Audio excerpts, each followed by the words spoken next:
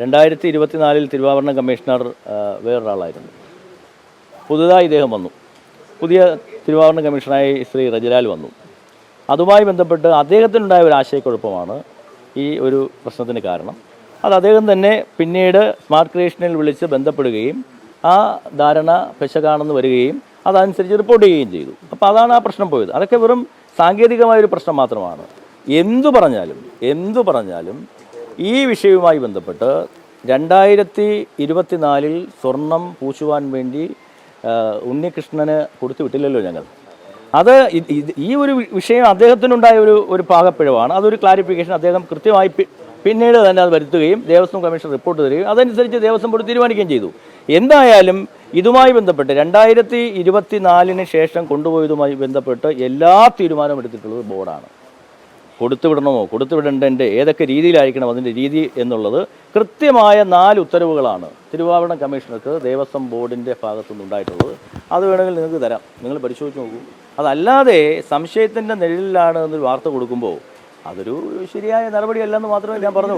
വിജിലൻസിന്റെ റിപ്പോർട്ടാണ് ഇതിപ്പോൾ ഏതെങ്കിലും ഒരു ചാനൽ ഇപ്പോൾ മാതൃഭൂമി കൊടുക്കുന്ന ഇത് ഇപ്പോഴത്തെ ബോർഡ് കള്ളൻ എന്ന് പറഞ്ഞതല്ല, അല്ലെങ്കിൽ അല്ല ഞാൻ പറഞ്ഞ പറയുന്ന കാര്യം ആ വിഷയം തീർന്നല്ലോ. ആ വിഷയത്തെ സംബന്ധിച്ച് പിന്നെ ആ വിഷയം പറഞ്ഞല്ലോ, ഞാൻ ക്ലിയർ ചെയ്തല്ലോ. അപ്പം ഞാൻ പറയുന്നത് ഇതുമായി ബന്ധപ്പെട്ട് ഞങ്ങൾ സത്യസന്ധമായും സുതാര്യമായും തന്നെയാണ് കാര്യങ്ങൾ തീരുമാനിച്ചിട്ടുള്ളത്.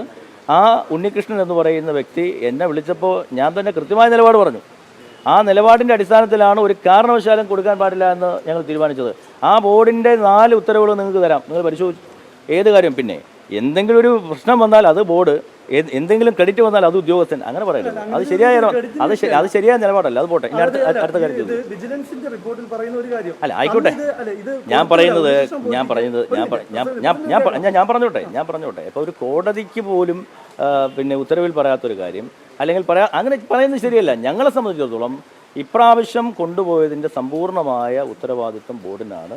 ബോർഡ് അത് കൃത്യമായി ആലോചിച്ചും അത് മാനദണ്ഡങ്ങൾ പാലിച്ചും കൃത്യമായി പാലിച്ചുകൊണ്ട് തന്നെയാണ് കൊണ്ടുപോയത്. കൊടുത്തു വിടരുതെന്നുള്ള നിർദ്ദേശം അല്ലെങ്കിൽ അങ്ങനെ അത് തടഞ്ഞത് തിരുവാഭരണ കമ്മീഷണറിനാണ് വിജിലൻസിന്റെ. അല്ല ഞാൻ പറയുന്നത് അതൊക്കെ പിന്നെ കാര്യങ്ങൾ വരികയല്ലേ. ഒന്ന് ആ ഉദ്യോഗസ്ഥൻ തന്നെ അത് ക്ലാരിഫൈ ചെയ്തിട്ടുണ്ട്. വേണമെങ്കിൽ ഇനിയും അത് അന്വേഷിക്കേണ്ടതേ.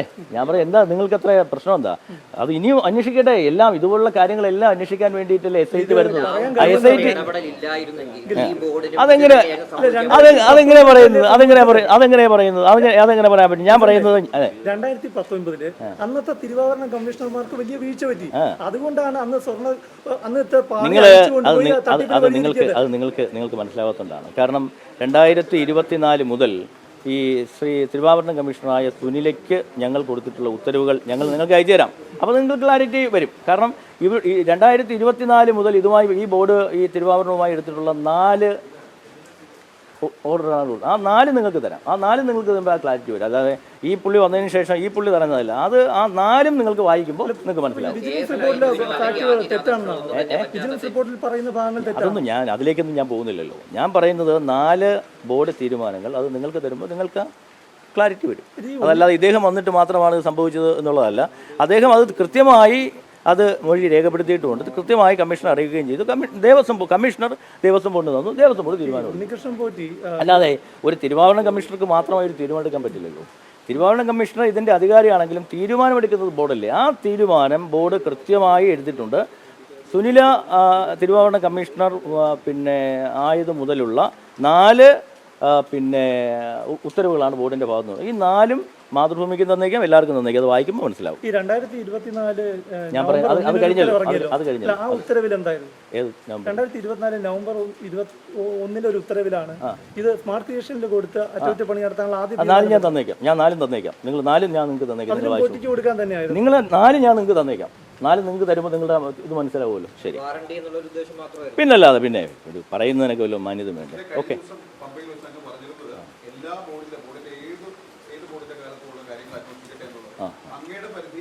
ഞാൻ അപ്പോഴും പറഞ്ഞില്ലേ, ഞാൻ പറഞ്ഞത് 2019 ആവട്ടെ 2098 മുതലാവട്ടെ 98 മുതൽ ഇതുവരെയുള്ള ഞാൻ അന്നും ഇന്നും എൻ്റെ നിലപാട് സുവ്യക്തമാണ്. എൻ്റെ നിലപാടായാലും സർക്കാരിൻ്റെ നിലപാടായാലും സുവ്യക്തമാണ്. അപ്പോൾ 98 മുതൽ ഇതുവരെയുള്ള ഏത് 2025 ഏത് ബോർഡിൻ്റെ കാര്യവും ഏത് ഉദ്യോഗസ്ഥന്മാരും അന്വേഷിക്കട്ടെ. അതാണ് ഞങ്ങളുടെ നിലപാട്. അത് അന്വേഷിക്കാനാണല്ലോ ഇപ്പോൾ ഒരു പുതിയ ഇൻവെസ്റ്റിഗേഷൻ ടീമിനെ വെച്ചിരിക്കുന്നത്. അവരന്വേഷിക്കേണ്ടതേ. പ്രസിഡന്റ്, ഇവർക്ക് അതിന്റെ സാങ്കേതിക പരിജ്ഞാനം ഇല്ല എന്ന് തിരുവാഭരണ കമ്മീഷൻ പറയുമ്പോൾ പിന്നെ എന്റെ പൊന്ന് പ്രശാന്ത്, നീ മനസ്സിലാക്കേണ്ടത് അത് അയാൾക്ക് തന്നെ തെറ്റുപറ്റിയതാണ് എന്ന് പറഞ്ഞ് കൃത്യമായി അയാൾ ഇങ്ങോട്ടൊരു ഉത്തരവ് തന്നിട്ടുണ്ട്. പിന്നെ എന്തിനാ അധികം കിടന്ന് പഠിക്കുന്നത്? ഒരു കാര്യം ഞാൻ ചോദിക്കട്ടെ, ഒരു കാര്യം നിങ്ങളോട് ചോദിക്കട്ടെ, അയാളെ കൊടുത്തുവിട്ടില്ലല്ലോ. അത് ഈ ബോർഡ് തീരുമാനിച്ചുകൊണ്ടല്ലേ? അല്ല, ഒരു തിരുവാഭരണം അങ്ങനെയൊന്നുമല്ല. ഒരു തിരുവാഭരണം കമ്മീഷണർ തീരുമാനിച്ചാൽ തടയാൻ പറ്റുമോ? അതാണ് ഞാൻ പറഞ്ഞത്. ഞങ്ങൾ ഈ തിരുവാഭരണം കമ്മീഷണർ രജലാൽ വരുന്നതിന് തൊട്ട് മുമ്പുള്ള കമ്മീഷണർ സുനിലയായിരുന്നു. ആ സുനിലയ്ക്ക് അയച്ച ഉൾപ്പെടെയുള്ള 4 തീരുമാനങ്ങൾ നിങ്ങൾ അങ്ങോട്ട് തന്നേക്കാം. അത് നിങ്ങൾ ആലോചിച്ചിട്ട് പറയൂ. പക്ഷേ ഉണ്ണികൃഷ്ണൻ പോറ്റിയെ തിരിച്ചറിയാൻ നമുക്ക് സാധിച്ചില്ലല്ലോ.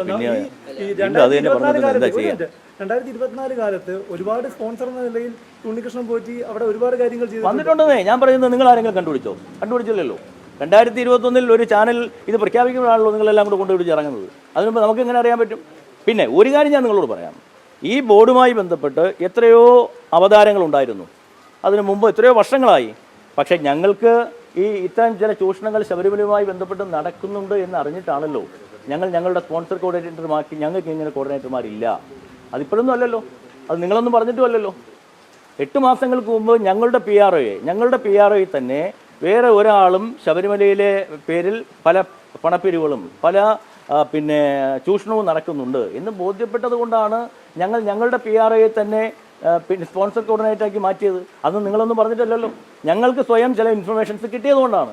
അതുകൊണ്ടാണ് ഞങ്ങളത് ചെയ്തത്. പിന്നെ എന്തെങ്കിലും ഒരു ക്രെഡിറ്റ് വന്നാൽ അതെല്ലാം ചില ഉദ്യോഗസ്ഥന്മാർക്ക്, എന്തെങ്കിലും കുഴപ്പം വന്നാൽ അയ്യോ ബോർഡ് സംശയത്തിനില്ല അതൊന്നും പറഞ്ഞതിൽ ഒരു കാര്യമില്ല. ഞാൻ പറയുന്നത് ഈ ബോർഡ് വരെയുള്ളത്, നിങ്ങൾ പുതിയ ഒരു ടീം വന്നിരിക്കുകയല്ലേ, ഞങ്ങൾ ആവശ്യപ്പെട്ടതിൻ്റെ പ്രകാരമല്ലേ, ഹൈക്കോടതിയിലേക്ക് ഞങ്ങൾ ആവശ്യപ്പെട്ടതിൻ്റെ പ്രകാരമല്ലേ ആ ടീം വരട്ടെന്ന് അന്വേഷിക്കേണ്ടതേ. അതിനെന്താ കുഴപ്പം? ഈ ഉദ്യോഗസ്ഥൻ്റെ മൊഴിയും എടുക്കട്ടെ, എന്താ തർക്കം? ഈ കാലാകാലങ്ങളായിട്ട് അവിടെ നിന്ന് ഈ പഴയ സാധനങ്ങളാണ് കൊണ്ടുപോയിട്ടുള്ളത്. ഈ തിരിച്ചു കൊണ്ടുവന്നതെല്ലാം അതിൽ തന്നെയാണോ സ്വർണ്ണം പൂശി കൊണ്ടുവന്നതെന്ന് അറിയേണ്ടതുണ്ട്. അതായത് കാലപ്പഴക്കം കണ്ടെത്താൻ വേണ്ടി ശാസ്ത്രീയമായിട്ടുള്ള പരിശോധന ബോർഡ് ആവശ്യപ്പെടുന്നു. അല്ല, ഞാൻ പറയുന്നത് ഇപ്പോൾ ഒരു ടീം അന്വേഷിച്ചുകൊണ്ടിരിക്കുകയല്ലേ. നമുക്ക് ഒരുപാട് ഈ സ്വർണ്ണാഭരണങ്ങളുമായി ബന്ധപ്പെട്ടും തിരുവാഭരണങ്ങളുമായി ബന്ധപ്പെട്ടൊക്കെ ഒരുപാട് പ്രശ്നങ്ങളുണ്ട്. അതെല്ലാം പെർഫെക്റ്റ് ആണെന്നൊന്നും ഞാൻ പറയുന്നില്ല. അതെല്ലാം അന്വേഷിക്കേണ്ടതാണ്. അതിൻ്റെ കാലപ്പഴക്കം നിർണ്ണയിക്കേണ്ടതാണ്. ഈ കാലപ്പഴക്കമൊക്കെ അല്ലെങ്കിൽ ഈ ഒരു പുരാവസ്തു വാല്യൂ ഒക്കെ നിശ്ചയിക്കുന്നതിൽ എല്ലാവർക്കും പറ്റില്ല അത്. അപ്പോൾ അതിന് വേണ്ടിയിട്ടുള്ള ഒരു നല്ല വിദഗ്ധമായ ഏജൻസി വേണം. ഈ അന്വേഷണമൊക്കെ ഒന്ന് കഴിഞ്ഞതിന് ശേഷം അത്തരം കാര്യങ്ങളെ സംബന്ധിച്ച് എന്താണോ തീരുമാനമെടുക്കേണ്ടത് അതൊക്കെ തീരുമാനിക്കപ്പെടണം. ഒരു കാര്യം പറയുന്നു, ഈ ശബരിമലയുമായി ബന്ധപ്പെട്ട എല്ലാ ആശങ്കകൾക്കും, എല്ലാ സംശയങ്ങൾക്കും, എല്ലാ ദുരൂഹതകൾക്കും ഒരു അവസാനം വേണം എന്നുള്ളതാണ് ഈ ബോർഡിൻ്റെ നിലപാട്. ഞങ്ങൾ അങ്ങനെ ഒരു നിലപാടെടുത്തത് കൊണ്ടാണ് ഇത്തരം കാര്യങ്ങൾ പുറത്തു വരുന്നത്. പ്രസിഡന്റ്, 98 വിജയ് മല്യ സ്വർണം പൊതിഞ്ഞപ്പോൾ ഉണ്ടായിരുന്ന സ്വർണത്തിന്റെ അളവ്, അതിനുശേഷം 2019 സ്വർണം പൂശിയതിനു ശേഷം ഉള്ള അളവ് അതിലും എത്രയോ താഴെയാണ്. അതിലും കുറഞ്ഞിരിക്കുകയാണ് ഇത്തവണ പൂശി വന്നപ്പോൾ. അപ്പം അത് അവിടെ ഒരു നോട്ടം പക്ഷേ അതെനിക്ക് മനസ്സിലാവുന്നില്ല. 2000 ഇവിടെ ആരാ കുറഞ്ഞെന്ന് പറഞ്ഞത്? ഇപ്പോൾ കൊണ്ടുവന്നു എന്താ പറയുന്നത്? അതിലൊക്കെ എനിക്ക് തോന്നുന്നില്ല റിപ്പോർട്ടിൽ അങ്ങനെയൊന്നും പറഞ്ഞിട്ടുണ്ടെന്ന്. അതായത് ഇപ്പോൾ അവിടെ ഇവിടുന്ന് കൊണ്ടുപോകുമ്പോൾ 38 കിലോ സംതിങ് ഗ്രാം, പിന്നെ സ്വർണത്തിൻ്റെ അളവ് 394 ഗ്രാം. അതിൽ ഞാൻ നേരത്തെ പറഞ്ഞതുപോലെ തന്നെ 14 പാളികളിലായിട്ടായിരുന്നു 38 കിലോ. 14 പാളികൾ കൊണ്ടുപോകേണ്ടി വന്നില്ല, 12 പാളികളാണ് കൊണ്ടുപോയത്. 12 പാളികളിൽ ഉണ്ടായിരുന്ന ആകെ തൂക്കം എന്ന് പറയുന്നത് 22 കിലോ സംതിങ് ആണ്. അതിലുണ്ടായിരുന്ന സ്വർണത്തിൻ്റെ അംശം എന്ന് പറയുന്നത് 281 ഗ്രാമാണ്. തിരിച്ചത് അവിടെ കൊണ്ടുപോയി തൂക്കനഷ്ടമൊക്കെ കൂടി തിരിച്ചു കൊണ്ടുവന്നപ്പോൾ 414 പാളികളിലുമായി ഇപ്പോൾ 38 കിലോയും 407 ഗ്രാം, അതിൽ ചെറിയ അങ്ങോട്ടും ഇങ്ങോട്ടും ചെറിയ ഡിഫറൻസ് വരുമായിരിക്കും. 407 ഗ്രാം സ്വർണ്ണമുണ്ട്, കൂടുതലാണ് വന്നിരിക്കുന്നത്. പിന്നെ അപ്പം ഞാൻ പറയുന്നത്, ഇതിനെ സംബന്ധിച്ച് ഞങ്ങൾക്ക് ഒരു ക്ലാരിറ്റി കുറവുമില്ല. ആ ക്ലാരിറ്റി കുറവുണ്ടെങ്കിൽ, ഇനി അങ്ങനെ ഉണ്ടെങ്കിൽ തന്നെ പുതിയ അന്വേഷണ സമിതി ഏജൻസി പരിശോധിക്കട്ടെ. സ്പോൺസർ ചെയ്യാം എന്ന് പറഞ്ഞാണ് കൊണ്ടുപോയത്. ഇപ്പോൾ അതിന് കൂലി കൊടുത്തത് അയ്യപ്പന്റെ ഈ സ്വർണ്ണം ഉപയോഗിച്ചിട്ടാണ് അവർക്ക് കൂലി കൊടുത്തതായി കാണുന്നത്. അയ്യപ്പന്റെ സ്വർണ്ണം തന്നെയാണ് ഇതിന് പോറ്റി പൂശിയിട്ട് തിരിച്ചു കൊണ്ടുവന്നത്. അപ്പൊ ഇതെല്ലാം പിടിച്ചെടുക്കണ്ടേ? ഉറപ്പായിട്ടും പിടിച്ചെടുക്കണം. എന്താ സംശയം? പിടിച്ചെടുക്കണമെന്ന് തന്നെയാണ് ഞങ്ങളുടെ നിലപാട്. അതുകൊണ്ടാണല്ലോ ഞങ്ങൾ കൃത്യമായി ഇതിനെല്ലാം സമഗ്രമായ ഒരു അന്വേഷണം വേണമെന്ന് സർക്കാരിനോടല്ലല്ലോ ആവശ്യപ്പെട്ടത്, ഞങ്ങൾ കോടതിയോടല്ല ആവശ്യപ്പെട്ടത്. ഞങ്ങളെ സംബന്ധിച്ചിടത്തോളം ഞാൻ ഇപ്പോഴും പറയുന്നു, ഞാനാണ് കുഴപ്പക്കാരനെങ്കിൽ എന്നെ ശിക്ഷിക്കട്ടെ. ഞാൻ അതുകൊണ്ടല്ലേ സമഗ്രമായ അന്വേഷണം വേണമെന്ന് പറയുന്നത്. ദേവസ്വം മന്ത്രിയായാലും ബോർഡായാലും സമഗ്രമായ അന്വേഷണം വേണം. ഞങ്ങൾക്ക് എന്തെങ്കിലും ഒളിക്കാനുണ്ടായിരുന്നെങ്കിൽ കോടതിയോട് ഞങ്ങൾ അങ്ങനെ ആവശ്യപ്പെടൂ. ഞങ്ങൾക്ക് അങ്ങനെ ഒരു ആത്മവിശ്വാസം ഉള്ളതുകൊണ്ടാണ്. ഭഗവാന്റെ ഒരു തരി പൊന്നുപോലും കട്ടുകൊണ്ടു പോകുവാൻ ഈ സർക്കാരോ ഈ ദേവസ്വം വകുപ്പ് മന്ത്രിയോ പിന്നെ ദേവസ്വം ബോർഡോ കൂട്ടു നിന്നിട്ടില്ല എന്ന് ആത്മവിശ്വാസത്തോടു കൂടി ഉറപ്പുള്ളതുകൊണ്ടല്ലേ ഞങ്ങൾ അങ്ങനെ ആവശ്യപ്പെട്ടത്. അതിന് ഇടകൊടുക്കുന്ന ഒരു കാര്യവും ഞങ്ങൾ ചെയ്തിട്ടില്ല. പ്രശാന്തിൻ്റെ സംശയത്തിന് ഞാൻ 4 ഉത്തരവും ഞാൻ അങ്ങോട്ട് ഇട്ടുതരാം. അതൊന്ന് പരിശോധിച്ചിട്ട് നിങ്ങൾ മറുപടി പറയും. ഇത് ഏതെങ്കിലും ഒരു ഉത്തരവിൽ ഞാൻ ഉണ്ണികൃഷ്ണൻ പോറ്റിയുടെ കയ്യിൽ കൊടുത്തു വിടാമെന്ന് ഞാൻ പറഞ്ഞിട്ടുണ്ട്. ഞാൻ രാജിവെക്കാൻ തയ്യാറാണ്. ഇതിപ്പോ ഉദ്യോഗസ്ഥരുടെ മാത്രം ക്രെഡിറ്റ് അല്ല, അതായത് ബോർഡിന്റെ ഒരു തീരുമാനമാണ് എന്ന് പറഞ്ഞു. അങ്ങനെ പറയുമ്പോൾ 2019 ഈ ബോർഡ് നേതൃത്വത്തിന്റെ അല്ല, അതൊക്കെ അന്വേഷിക്കട്ടെന്നേ. അതൊക്കെ അന്വേഷിക്കാനാണല്ലോ പുതിയൊരു ഏജൻസി വന്നിരിക്കുന്നത്. സമാന്തര അന്വേഷണം നടത്തരുത് എന്ന് കോടതി തന്നെ പറഞ്ഞിട്ടില്ലേ? അപ്പൊ അത് ഞാൻ പറയുന്നത് നിങ്ങൾ ക്ഷമിക്കൂ. നിങ്ങൾ ആറാഴ്ച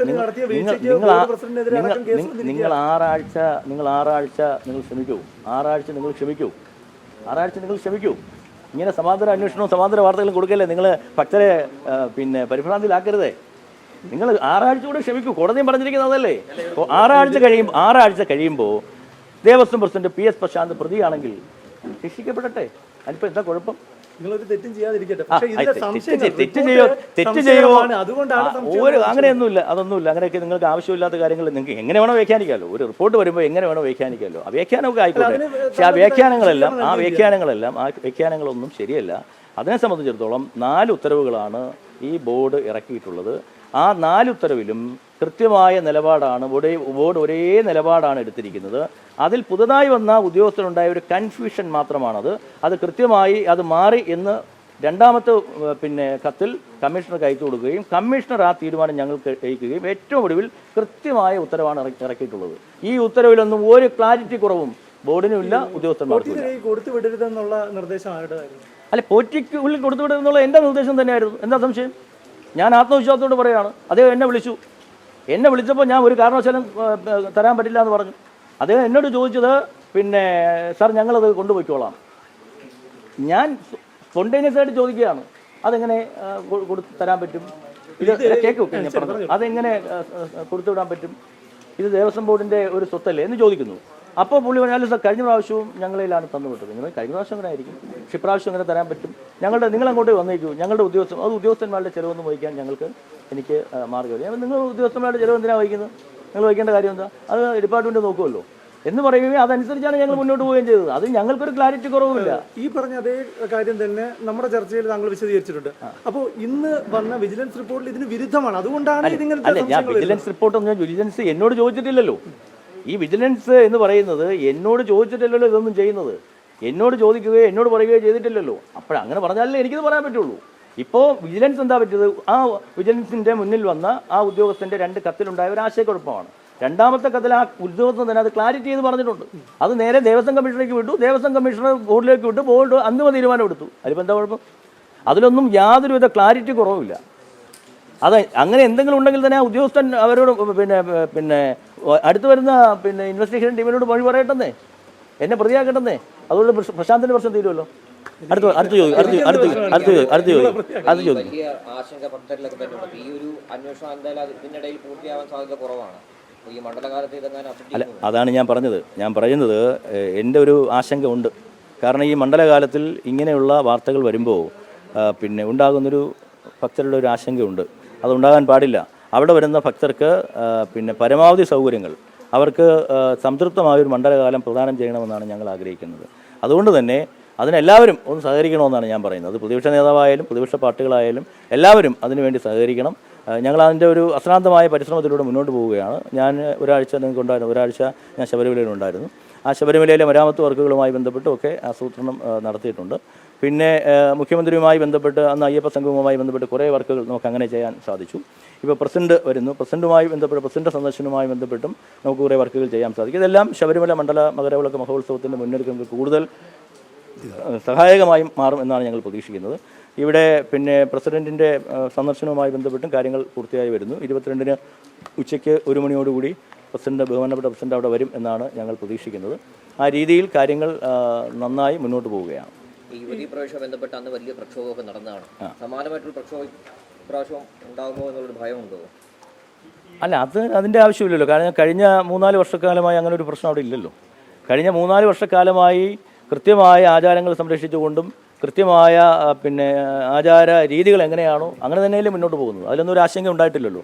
കഴിഞ്ഞ പ്രാവശ്യം നിങ്ങൾക്ക് എല്ലാവർക്കും അറിയാവുന്നതുപോലെ നിങ്ങളുടെയൊക്കെ സഹായത്തിൻ്റെ ഭാഗമായി തന്നെ പിന്നെ 54 ലക്ഷം ആളുകൾ വന്നിട്ടും ഒരാൾ പോലും പരാതി പറയുന്നൊരവസ്ഥ ഉണ്ടായില്ലല്ലോ. അതെല്ലാം ഈ ബോർഡും ഈ സർക്കാരും ഒക്കെ തന്നെ നേതൃത്വം കൊടുത്തത്. അതുപോലെ തന്നെ ഇപ്രാവശ്യവും വളരെ നല്ല രീതിയിൽ പ്രവർത്തനങ്ങളുമായി മുന്നോട്ട് പോകണം. അവിടെ വരുന്നൊരു ഭക്തന് ഒരു ബുദ്ധിമുട്ടും ഉണ്ടാവരുത്. അതിന് വേണ്ടിയിട്ടുള്ള പ്രവർത്തനങ്ങളാണ് ഞങ്ങളിപ്പോൾ ചെയ്തുകൊണ്ടിരിക്കുന്നത്. അപ്പോൾ അത് നിങ്ങളൊരു 6 ആഴ്ച കൂടി നിങ്ങളൊന്ന് വെയിറ്റ് ചെയ്യണം. എന്തായാലും ഇത് വരട്ടെ. ഇന്നിപ്പോൾ നിങ്ങൾ എല്ലാവരും പറയുന്നത് അങ്ങനെ തന്നെയല്ലേ, വരട്ടെ. ഒരു പുതിയ ടീമാണ്, ആ ടീമിൽ ആർക്കും വിശ്വാസമില്ലാതില്ലല്ലോ. ഹൈക്കോടതി നിയോഗിച്ച ടീമല്ലേ, ഹൈക്കോടതിയുടെ നേരിട്ടുള്ള നിരീക്ഷണത്തിലല്ലേ നടക്കുന്നത്. അന്വേഷണ റിപ്പോർട്ട് സീൽ വെച്ച കവറിൽ കൊടുക്കണമെന്നാണ് പറഞ്ഞിരിക്കുന്നത്. അപ്പോൾ സ്വാഭാവികമായും ഈ ഒരു ഹൈക്കോടതി നിയോഗിച്ച അന്വേഷണ സമിതിയിലുള്ള വിശ്വാസ്യത ഉണ്ടെങ്കിൽ പ്രതിപക്ഷ നേതാവ് ഉൾപ്പെടെ സഹകരിക്കണം. കാരണം അതല്ലെങ്കിൽ അങ്ങനെ അല്ലെന്ന് പറയണം. തീർച്ചയായിട്ടും ഞങ്ങൾക്ക് വിശ്വാസമാണ്, കേരളത്തിലെ ഭക്തജനങ്ങൾക്കും കോടതിയുടെ നിരീക്ഷണത്തിൽ നടത്തുന്ന അന്വേഷണം തൃപ്തികരമാണെന്നാണ് ഞങ്ങൾ വിശ്വസിക്കുന്നത്. ആ അന്വേഷണം നടക്കട്ടെ. ആ അന്വേഷണത്തിൻ്റെ ഭാഗമായി ഞാൻ വീണ്ടും പറയുന്നു, ഇപ്പോഴത്തെ Devaswom board president PS Prasanth പ്രതിയാണെങ്കിൽ ശിക്ഷിക്കപ്പെടട്ടെ, അത്രേ ഉള്ളൂ കാര്യം. അല്ല, തിരുവാഭരണ കമ്മീഷൻ വിഷയം ചോദിക്കേണ്ട കാര്യമില്ലല്ലോ, ഞങ്ങൾക്ക് അതിനെ സംബന്ധിച്ച് അദ്ദേഹത്തിൽ ഒരു വിശ്വാസക്കുറവില്ലല്ലോ. റിപ്പോർട്ടിന്റെ അടിസ്ഥാനത്തിൽ കൂടുതൽ നടപടികളിലേക്ക് നമ്മൾ ദേവസ്വം ബോർഡ് എന്ന നിലയിൽ കിടക്കുന്നുണ്ട്. ഈ ഉദ്യോഗസ്ഥർ ഇപ്പോൾ അവരെ വിരമിച്ചവരൊക്കെ ഉണ്ടല്ലോ. അല്ല, ഉറപ്പായിട്ടും പിന്നെ ഈ വിരമിച്ച ഉദ്യോഗസ്ഥരെ സംബന്ധിച്ചിടത്തോളം നമുക്ക് പെൻഷൻ തടഞ്ഞു വയ്ക്കുക എന്ന് പറയുമ്പോൾ നമുക്ക് അത് പ്രായോഗികമല്ല. അപ്പോൾ ബോർഡ് കൂടി ഞങ്ങൾ സർവീസ് കൺസൾട്ടൻറ്റുമായി ബന്ധപ്പെടുന്നുണ്ട്. ആ സർവീസ് കൺസൾട്ടൻറ്റുമായി ബന്ധപ്പെട്ട് മാത്രമേ അത് ചെയ്യാൻ പറ്റുള്ളൂ. മാത്രമല്ല, ഇപ്പോൾ ഈ FIR രജിസ്റ്റർ ചെയ്യപ്പെട്ടു എന്ന് പറഞ്ഞ് കുറ്റാരോപിതരല്ലേ ഉള്ളൂ. അപ്പോൾ ശിക്ഷിക്കപ്പെട്ടാൽ ഇതിൻ്റെ ഭാഗമായി ഈ ഒരു അന്വേഷണത്തിൻ്റെ ഭാഗമായി അവർ കുറ്റം ചെയ്തിട്ടെന്ന് ഒന്ന് ഉറപ്പാക്കിയാൽ ഉറപ്പായും അവരുടെ പെൻഷൻ തടയുകയോ മറ്റ് ഈ നഷ്ടം ഡിപ്പാർട്ട്മെൻറ്റായ നഷ്ടം തിരിച്ചു പിടിക്കുകയോ ചെയ്യാൻ പറ്റുന്ന നടപടിക്രമങ്ങളിലേക്ക് പോകാൻ സാധിക്കും. അല്ല, അവർക്ക് 14-ാം തീയതി നമ്മൾ തീരുമാനിക്കും. 14-ാം തീയതി നോക്കാം. നമുക്ക് പ്രതിപ്പട്ടികയിൽ വന്നിട്ടുണ്ടെങ്കിൽ ഉറപ്പായിട്ടും അവർ വച്ചുകൊണ്ടിരിക്കാൻ പറ്റില്ലല്ലോ. അല്ല, ഉറപ്പായിട്ടും 14-ാം തീയതി ബോർഡ് കൂടി തീരുമാനിക്കും. വിജിലൻസ് റിപ്പോർട്ടിൽ ശുപാർശ ചെയ്യുന്ന ഉദ്യോഗസ്ഥർ മുരാരി ബാബു മാത്രമേ ഉള്ളൂ, അതോ വേറെ ഉള്ളവരും ഉണ്ടല്ലോ, അവർക്കെതിരെ നടപടി ഉണ്ടാവും? അല്ല, ഇതിൽ മുരാരി മാത്രമല്ലല്ലോ, ഏതാണ്ട് 9 പേര് ഉദ്യോഗസ്ഥരുടെ പേരും പറഞ്ഞിട്ടില്ലേ. അപ്പോൾ അത് സർവീസിലുള്ള 2 പേരേ ഉള്ളൂ. അതുണ്ടാവും, ഉറപ്പായിട്ടും ഉണ്ടാവും. പിന്നെ ബാക്കി പെൻഷൻകാർക്ക് സ്വാഭാവികമായി നമ്മൾ പെൻഷനൊന്നും തടഞ്ഞു വയ്ക്കാൻ പറ്റില്ല. കാരണം പെൻഷൻ എന്ന് പറയുന്ന ഒരു ജീവനക്കാരൻ്റെ അവകാശമാണ്. അപ്പോൾ അത് ഈ കുറ്റക്കാരനാണെന്ന് കണ്ടെത്തിയാൽ നമുക്ക് പെൻഷൻ പിടിക്കുകയോ അല്ലെങ്കിൽ ഡിപ്പാർട്ട്മെൻറ്റായ നഷ്ടം തിരിച്ചു പിടിക്കുകയോ ഒക്കെ ചെയ്യാം. അതെല്ലാം ഇത് തെളിഞ്ഞതിന് ശേഷമേ നമുക്ക് ചെയ്യാൻ സാധിക്കുകയുള്ളൂ. സർവീസിലുള്ളവരെ സസ്പെൻഡ് ചെയ്തല്ലോ. ബാക്കി കാര്യങ്ങൾ അന്വേഷണത്തിൻ്റെ ഭാഗമായിട്ട് കൂടുതൽ കാര്യങ്ങൾ പുറത്തു വരട്ടെ, കോടതിയിൽ റിപ്പോർട്ട് സമർപ്പിക്കട്ടെ, അതിനുശേഷം മറ്റു കാര്യങ്ങൾ തീരുമാനിക്കാം.